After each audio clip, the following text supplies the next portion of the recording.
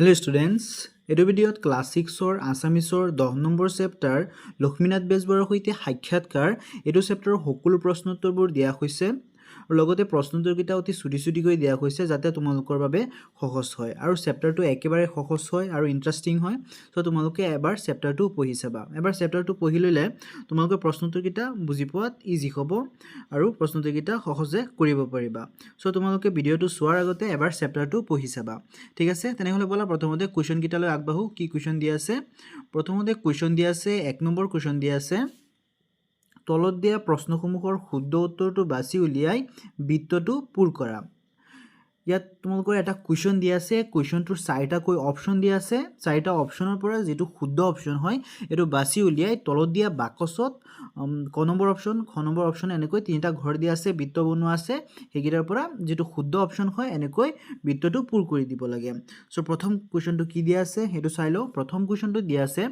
জয়মতী কথাছবিখনৰ প্ৰথম দৰ্শনীৰ উদ্বোধনৰ কোন ঠাইত কৰা হৈছিল যেটো জয়মতী কথাছবিখন আছিল সেই কথাছবিখন প্ৰথম উদ্বোধনী কোট কৰা হৈছিল তাৰে প্ৰথম অপচন আছে খদিয়া তাৰ পিছৰ নেক্সট অপচন আছে কলিকতাত তাৰ পিছত নেক্সট অপচন আছে সম্বলপুৰত তাৰ পিছৰ অপচন আছে জয়সাগৰত ইয়াৰ পৰা শুদ্ধ অপচন কোনটো হ'ব যদি তোমালোকে চেপ্টাৰটো পঢ়িছা অতি সহজেই ক'ব পাৰিলা হয় কোনটো শুদ্ধ অপচন আছে শুদ্ধ অপচনটো হ'ব খ নম্বৰ কলিকতাত ঠিক আছে যেটো শুদ্ধ অপচন হয় তোমালোকে এনেকৈ বৃত্তটো পূৰ কৰি দিবা ঠিক আছে তাৰ পিছত নেক্সট কোৱেশ্চন আছে জয়মতী কথাছবিখনৰ ডালিমী চৰিত্ৰটিৰ বাও বেজবৰুৱাই কিয় ভাল লাগিছিল ইয়াত অপচন আছে প্ৰথমটো ডালিমী এটি কালুপযোগী চৰিত্ৰ হোৱাৰ বাবে তাৰ পিছৰ অপচন আছে ডালিমী এটি ঐতিহাসিক চৰিত্ৰ হোৱাৰ বাবে তাৰ পিছৰ অপচন আছে ডালিমী চৰিত্ৰটি বেজবৰুৱাৰ মানস প্ৰতিমা হোৱাৰ বাবে তাৰ পিছৰ নেক্সট অপচন আছে ডালিমী চৰিত্ৰটি সৰল চঞ্চল প্ৰকৃতিৰ হোৱাৰ বাবে ইয়াৰ পৰা শুদ্ধ অপচন কোনটো হ'ব ইয়াৰ পৰা শুদ্ধ অপচনটো হ'ব গ নম্বৰ ডালিমী চৰিত্ৰটি বেজবৰুৱাৰ মানস প্ৰতিমা হোৱাৰ বাবে তো শুদ্ধ অপচনটো তোমালোকে এনেকৈ সেম টু সেম বৃত্তটো পূৰ কৰি দিবা পেন্সিলেৰে ঠিক আছে নেক্সট 2 নম্বৰ কোৱেশ্চন দিয়া আছে তুমি ওপৰৰ দ্বিতীয় প্ৰশ্নৰ উত্তৰটো কিয় শুদ্ধ বুলি বাছি ললা ওপৰত যেটো কোৱেশ্চন দিয়া আছিল যে জয়মতী কথাছবি ডালিমী চৰিত্ৰটিৰ বাও বেজবৰুৱাই কিয় ভাল লাগিছিল এটোৰ উত্তৰ যেটো আমি গ নম্বৰটো সিলেক্ট কৰিছো যে ডালিমী চৰিত্ৰটি বেজবৰুৱাৰ মানস প্ৰতিমা হোৱাৰ বাবে এটো ভাল লাগিছিল সো এটো গ অপচন কিয় সিলেক্ট কৰিছো এটো উত্তৰত লিখিব লাগে 2 নম্বৰ কোৱেশ্চনৰ উত্তৰত লিখিব লাগে তো উত্তৰটো এনেকৈ হ'ব উত্তৰ বেজবৰুৱাই ডালিমী চৰিত্ৰটিক তেওঁৰ মানস প্ৰতিমাৰ ৰূপ বুলি উল্লেখ কৰিছে অৰ্থাৎ তেওঁৰ কল্পনাত থকা আদৰ্শ নাৰী চৰিত্ৰ যেনে ভাবিছিল হেয়া ডালিমীৰ দৰে সেইভাবে গ অপচন উত্তৰটো শুদ্ধ হয় কিয় আছিল কাৰণ তেও যেটো মানস প্ৰতিমাৰ ৰূপ উল্লেখ কৰিছিল বা তেও কল্পনা কৰিছিল হেতুই তেও ডালিমী চৰিত্ৰটো দেখা পাইছিল সেই কাৰণে আমি গ নম্বৰ অপচনটো সিলেক্ট কৰিছো ঠিক আছে তাৰ পিছত নেক্সট কোৱেশ্চন আছে 3 নম্বৰ তলৰ প্ৰথম মেঘটুকুৰাত থকা শব্দবোৰৰ অৰ্থ দ্বিতীয় মেঘটুকুৰাত দিয়া আছে শব্দবোৰৰ অৰ্থ বাছি উলিয়াই লিখা প্ৰয়োজন হলে অভিধানৰ সহায় লবা ইয়া তোমালোকৰ এতিয়া মেঘ আকৃতিৰ বাকচ দিয়া আছে দুটা এই বাকচত প্ৰথমটোত কেইটামান শব্দ দিয়া আছে তাৰে বা নেক্সটটোতে হেকিটাৰ অৰ্থ দিয়া আছে সো প্ৰথম বাকচটোৰ শব্দকিটাৰ অৰ্থ নেক্সট বাকচটোৰ পৰা উলিয়াই লিখিব লাগে তো কেনেকৈ হ'ব উত্তৰটো এনেকৈ হ'ব তোমালোকে এনেকৈ লিখিব পাৰা এনেকৈ দুটা এক্সট্ৰাকে বক্স বনাই প্ৰথমটোত শব্দ তাৰ পিছতো অৰ্থ এনেকৈ লিখি লবা তাৰ পিছত প্ৰথমটো দিয়া আছিল হেপা এটো হ'ব অৰ্থটো হ'ব হাবিয়া তাৰ পিছৰটো দিয়া আছে সাৰ্থক এটো হ'ব সফল তাৰ পিছৰটো দিয়া আছে হাইলাখ এটো হ'ব সদৃশ তাৰ পিছৰটো দিয়া আছে প্ৰতিমা এটো হ'ব মূৰ্তি ঠিক আছে তাৰ পিছত দিয়া আছে ক্ৰুটি এটো হ'ব দুখ তাৰ পিছত দিয়া আছে অনুপ্ৰাণিত এটো হ'ব উৎসাহিত তাৰ পিছৰটো দিয়া আছে গৰুণ্ড এটো হ'ব গৰুৰ পক্ষী ঠিক আছে সো তোমালোকে এনেকৈ ঘৰ বনাই লিখি লবা তাৰ পিছত 4 নম্বৰ দিয়া আছে তলৰ প্ৰশ্নকিটাৰ উত্তৰ কোৱা আৰু লিখা ইয়াৰে ক নম্বৰ কোৱেশ্চন দিয়া আছে প্ৰথম অসমীয়া কথাছবিখনৰ নাম কি প্ৰথম অসমীয়া কথাছবিখনৰ নাম কি এটো লিখিব লাগে অতি ইম্পৰ্টেন্ট কোৱেশ্চন হয় লিখি লবা উত্তৰ হ'ব প্ৰথম অসমীয়া কথাছবিখনৰ নাম হ'ল জয়মতী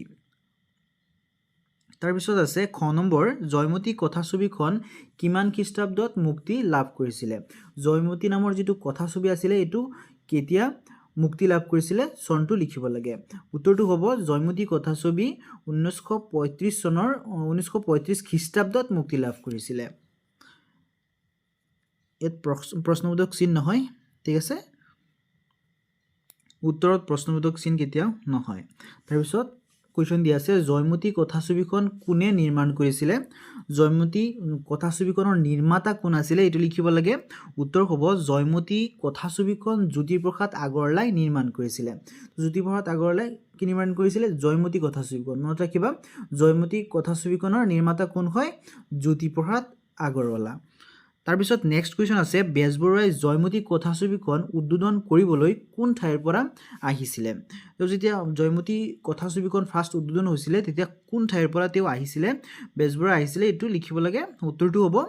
বেজবৰুৱাই জয়মতী কথাছবিখন উদ্বোধন কৰিবলৈ সুদূৰ সম্বলপুৰৰ পৰা আহিছিলে সুদূৰ মানে কোৱা হৈছে বহুত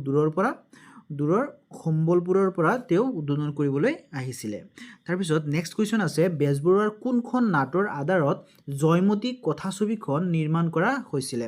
বেজবৰুৱাত কোন নাটৰ আধাৰত জয়মতী কথাছবিখন নিৰ্মাণ কৰা হৈছিলে এইটো হ'ব বেজবৰুৱাৰ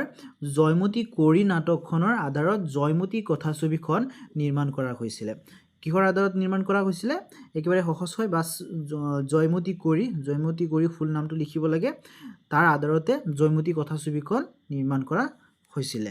তাৰপিছত নেক্সট কুৱেশ্যন আছে 5 নম্বৰ তলত দিয়া প্ৰশ্নকেইটাৰ উত্তৰ আলোচনা কৰি কোৱা আৰু লিখা তাৰে ক নম্বৰ কুৱেশ্যন আছে জয়মতী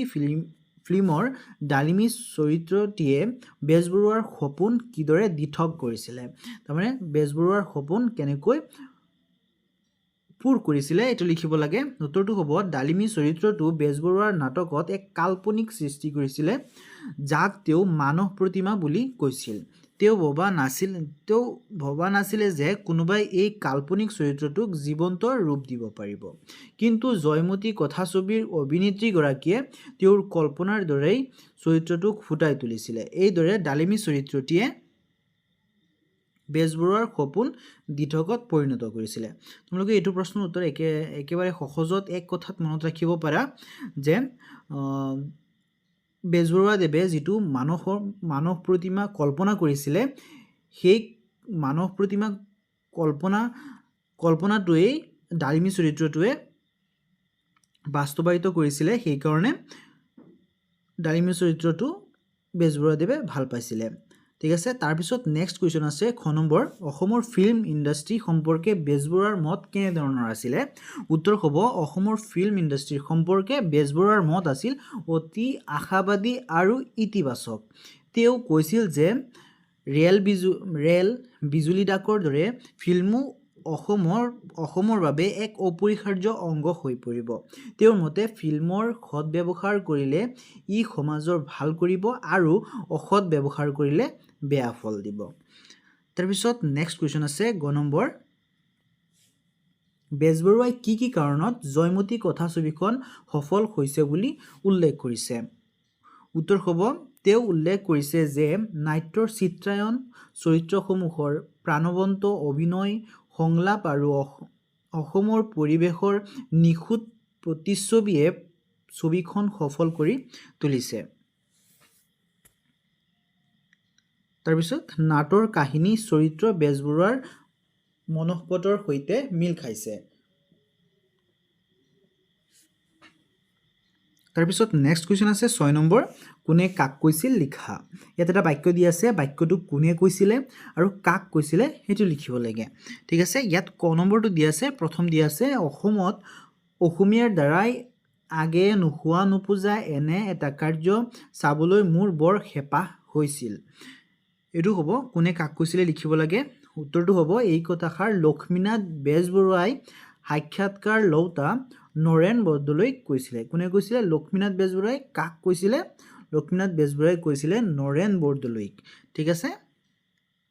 তাৰপিছত নেক্সট আছে খ নম্বৰ ফিল্ম সম্বন্ধে নানা মুনিৰ নানা মত এইটো কোনে কৈছিলে নৰেন বৰদলৈ লক্ষ্মীনাথ বেজবৰুৱাক কৈছিলে আগৰটো ৰুলুটা এইটো নৰেন বৰদলৈ লক্ষ্মীনাথ বেজবৰুৱাক কৈছিলে আৰু আগৰটো আছিলে ক নম্বৰটো লক্ষ্মীনাথ বেজবৰুৱাই নৰেন বৰদলৈক কৈছিলে ঠিক আছে তাৰপিছত নেক্সট কোৱেশ্চন আছে এই বুঢ়াব এই আশা পূৰ্ণ হ'ব নে নাই ঈশ্বৰে জানে এইটো কোনে কৈছিলে লিখিব কোনে কাক কৈছিলে লিখিব লাগে উত্তৰটো হৈছে বেজবৰুৱাই নিজকে কৈছিলে ঠিক আছে এইটো প্ৰশ্ন লৈ তোমালোক কনফিউজ নহবা যে কোনে কাক কৈছিলে যদি তোমালোক চেপ্টাৰটো পঢ়া বুজিব পাৰিবা যে এইটো বেজবৰুৱাই নিজকে কৈছিলে এই কথাষাৰ কাকো কোৱা নাছিলে তেওঁ নিজকে কৈছিলে তাৰপিছত 7 নম্বৰ দিয়া আছে গুৰুন্দৰ উৰাও দেখি টিপচীয়ে যদি ভাবে যে মই তেনেকৈ উৰিব নোৱাৰো তেতিয়া টিপচী উৰাও মাৰি লোকৰ হাঁহিয়াতৰ পাত্ৰ নহও তেন্তে টিপচীয়ে ভুল কৰিব শিক্ষকৰ সহায় লৈ কথাষাৰ তাৎপৰ্য ব্যাখ্যা কৰা উত্তৰ হ'ব এই উক্তিৰ দ্বাৰা লক্ষ্মীনাথ বেজবৰুৱাই কৈছে যে প্ৰত্যেক মানুহৰ নিজৰ ক্ষমতা আগ্ৰহ আৰু সীমাবদ্ধতা থাকে সেই কাৰণে নিজকে আনৰ লগত তুলনা নকৰাকৈ নিজৰ গুণ আৰু সীমাবদ্ধতাৰ ভিতৰতে কাম কৰি আগবাঢ়ি যোৱা উচিত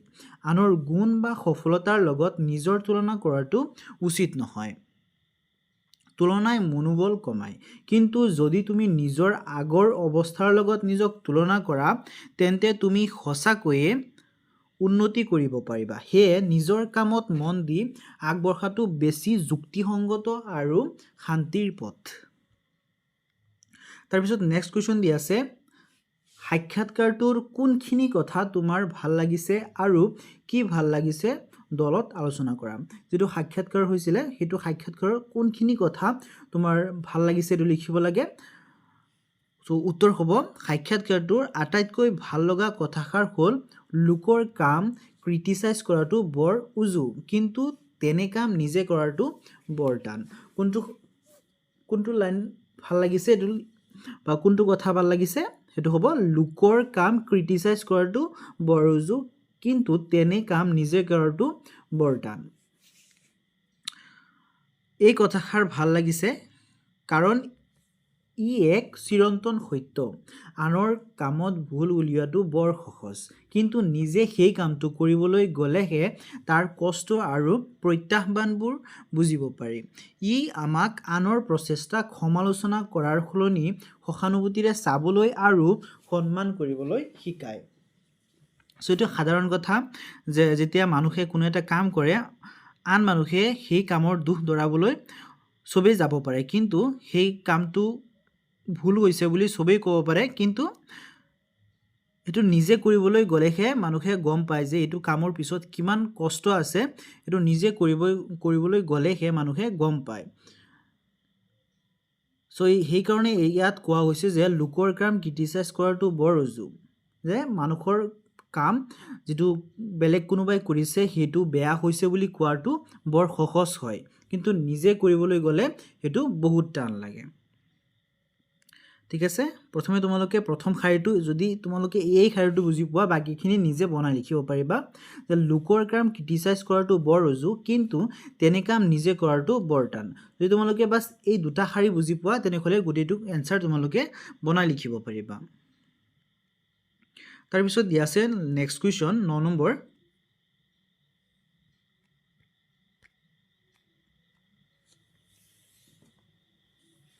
ওপৰৰ উদাহৰণৰ আধাৰত বিচাৰ কৰি তলত দিয়া শব্দবোৰৰ শুদ্ধ ৰূপটো লিখা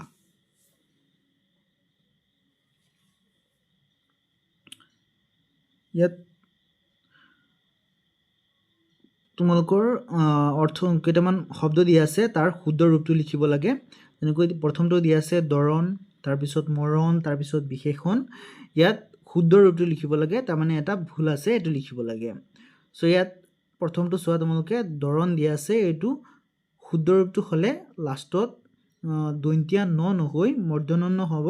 ঠিক আছে এনেকৈ গুটিকিটা লাষ্টত দন্তিয়া ন আছে যিকিটা দন্তিয়া ন নহয় সো তোমালোকে এইকিটা শুদ্ধ কৰি ইয়াৰ পৰা এনেকৈ লিখি লবা দৰণ মৰণ বিশেষণ বিখন মহীন মৃণাল ঠিক আছে তাৰ পিছত নেক্সট আছে 10 নম্বৰ তলত দিয়া শব্দবোৰ নত্যবিধি অনুসৰি বিশেষ কৰি সিবিধিৰ তালিকাখনৰ উপযুক্ত ঠাইত বহোৱা। এইকেইটা নত্যবিধি কিয় হৈছে সেইকেইটা লিখিব লাগে। আৰু ইয়াত তোমালোকৰ তলত বাকচ দিয়া আছে যে কোনকেইটা নত্যবিধিৰ কাৰণটো কি, এইটো তলত বাকচত দিয়া আছে যে ৰি থকাৰ বাবে, ৰ থকাৰ বাবে, মূৰ্ধন্য ষ থকাৰ বাবে এইকেইটা দিয়া আছে। চ' এইকেইটা কোনকেইটা শব্দ ইয়াৰ পৰা এইকেইটা কাৰণৰ বাবে আছে এই বাকচৰ পৰা তলত লিখিব লাগে। তো এইকেইটা হ'ব, প্ৰথমটো হ'ব ৰি থকাৰ বাবে হ'ব মহীন, তৃণ, ঋণ, ঘৃণা। তাৰপিছতটো ৰ থকাৰ বাবে হ'ব কাৰণ, কৰ্ণ, তৰ্পণ, প্ৰাণ, তোৰণ, ধৰণী। তাৰপিছতটো মূৰ্ধন্য ষ থকাৰ বাবে হ'ব সম্ভাষণ, তোষণ, ভূষণ। ঠিক আছে, তোমালোকে এইকেইটা ছেম টু ছেম কিতাপত লিখি ল'ব পাৰা কাঠপেঞ্চিলেৰে, বা তোমালোকে বহীত লিখি ল'বা, বহীত লিখি লোৱাটোৱে বেটাৰ হয়। তাৰপিছত নেক্সট কুৱেশ্যন আছে 11 নম্বৰ, আৰ্হিটো দেখুওৱাৰ দৰে তলত বাক্য শাৰীৰ বাপ বসলাই লিখা। এটা আৰ্হি দিয়া আছে, মানে উদাহৰণ দিয়া আছে, উদাহৰণ চাই বাকীকেইটা এনচাৰ কৰিব লাগে। তোমালোকে উদাহৰণটো এবাৰ পঢ়ি চাবা, কিয়নো যদিও উদাহৰণটো কোনো কুৱেশ্যন নহয়, এটা উদাহৰণহে দিয়া আছে, কিন্তু এইটো কুৱেশ্যন এক্সামত আহিব পাৰে। চ' তোমালোকে এইটো পঢ়ি যাবা। দিয়া আছে দহু আঙুলিৰে খাই কিন্তু বুঢ়াই হেচুকিলেহে যায়। এইটো হ'ব বাপ বহলাই লিখিলে এনেকৈ হ'ব, বাট এগৰা খাবলৈ হ'লে যা যোগাৰ কৰাৰ পৰা মুখলৈ নিয়ালৈকে হাতৰ গোটেইকেইটা আঙুলিৰ প্ৰয়োজন হয়, কিন্তু খাবৰ বাবে বুঢ়া আঙুলিৰ মুখৰ ভিতৰলৈ ঠেলিবলগীয়া হয়। বুঢ়া আঙুলি অবিহনে ভাত খোৱা কামটো সহজ নহয়। ঠিক তেনেদৰে কোনো এটা কাম সুকলমে সম্পন্ন হ'বৰ বাবে পৰিয়ালৰ বা সমাজৰ এজন জ্যেষ্ঠ বা অভিজ্ঞ ব্যক্তিৰ প্ৰয়োজন হয়। সেই জ্যেষ্ঠ বা অভিজ্ঞ ব্যক্তিজনে দিহা পৰামৰ্শ দি বা আগভাগ লৈ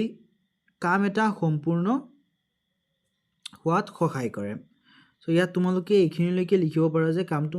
এইখিনিলৈকে, বাছ এইটো কি দিয়া আছে বাক্য শাৰীৰ এইখিনি অৰ্থ বুজাবলৈ বাছ এইখিনিলৈকে লিখা হৈছে। কিন্তু ঠিক তেনেদৰে ইয়াৰ পৰা লিখাটো অতি জৰুৰী হয়। যদি তোমালোকে এইখিনিলৈ লিখি থৈ দিয়া তেনেহ'লে কোনো লাভ নাই। তোমালোকে এইখিনি লিখাটো চবচে বেছি ইম্পৰ্টেণ্ট হয়। এইখিনিৰ পৰা ঠিক তেনেদৰে কি বুজাইছে সেইটো লিখিব লাগে। ঠিক তেনেদৰে কোনো এটা কাম সুকলমে সম্পূৰ্ণ হ'বৰ বাবে পৰিয়াল বা সমাজৰ এজন জ্যেষ্ঠ বা অভিজ্ঞ ব্যক্তিৰ প্ৰয়োজন হয়। এইটো হৈছে অতি ইম্পৰ্টেণ্ট লাইন। এইটোৰ উদাহৰণ, এইটো বাপ বহলাই লিখিব গ'লে এইটো হৈছে অতি ইম্পৰ্টেণ্ট লাইন। ঠিক আছে, এইটো নিলিখিলে তোমালোকৰ মাৰ্ক নাহে। চ' তোমালোকে এনেকৈ লিখিবলৈ চেষ্টা কৰিবা। তাৰে কুৱেশ্যন দিয়া আছিলে প্ৰথমটো সজ কাৰ্যৰ সজ ফল, অসজ কাৰ্যৰ অসজ ফল। এইটো বাপ বহলাই লিখিলে এনেকৈ হ'ব, এই কথাষাৰৰ অৰ্থ হ'ল যে আমি যেনেকুৱা কাম কৰোঁ তাৰ ফল তেনেকুৱাই পাওঁ। যদি আমি ভাল কাম কৰোঁ, যেনে আনক সহায় কৰা, পঢ়া শুনা কৰা, তেন্তে তাৰ ফল সদায় ভাল হয়। আনহাতে যদি আমি বেয়া কামত লিপ্ত হওঁ, যেনে চুৰি কৰা, মিছা কথা কোৱা, তেন্তে তাৰ পৰিণাম সদায় বেয়া হয়। এইটো সাধাৰণ কথা। যদি আমি ভাল কাম কৰোঁ তাৰ ফল ভালে হ'ব, আৰু আমি যদি বেয়া কাম কৰোঁ তেনেহ'লে বেয়া ফল, তাৰ পৰিণাম বেয়া হ'ব। যেনেকৈ চুৰি কৰিলে তাৰ পৰিণাম কি হ'ব? চুৰি কৰিলে ধৰা পৰিব পাৰা, ধৰা পৰিলে জেল হ'ব, পুলিচে ধৰিব, এনেকুৱা ধৰণৰ বিভিন্ন ধৰণৰ বেয়া পৰিণামহে হ'ব। আৰু যদি ভাল কাম কৰা তাৰ ভাল ফলহে পাবা। যেনেকৈ যদি তোমালোকে ভালকৈ পঢ়া শুনা কৰিলে তোমালোকৰ এক্সামত ৰিজাল্ট ভাল আহিব, তোমালোকৰ পৰিণামটো ভাল আহিব। ঠিক আছে,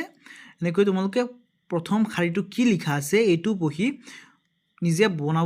বনাই লিখিবলৈ চেষ্টা কৰিবা। এনেকৈ হ'লে তোমালোকৰ এক্সামিনাৰে বুজি পায় যে তোমালোকে কষ্ট কৰিছা, নিজে বনাই লিখিবলৈ চেষ্টা কৰিছা, তো তোমালোকৰ মাৰ্ক বেছি দিয়ে। চ' তোমালোকে প্ৰথমে এই শাৰীটো কি দিয়া আছে, সজ কাৰ্যৰ সজ ফল, অসজ কাৰ্যৰ অসজ ফল, এইটো বুজি লৈ তাৰপিছত নিজে বনাই লিখিবৰ কাৰণে চেষ্টা কৰিবা। তোমালোকে ইয়াৰ পৰা লিখি লৈ তাৰপিছত পঢ়িব পাৰা। পঢ়ি প্ৰথমে নিজে অনুমান কৰিব পাৰিবা যে কেনেকৈ লিখিব লাগে, সেই ধাৰণাটো ল'ব পাৰিবা। তাৰপিছত নিজে বনাই লিখাটো বেছি বেটাৰ হয়। তাৰপিছত নেক্সট কুৱেশ্যন দিয়া আছে, ৰাইজে নখ জোকাৰিলে নৈ বয়। তো এইটো হ'ব বাপ বহলাই লিখিলে,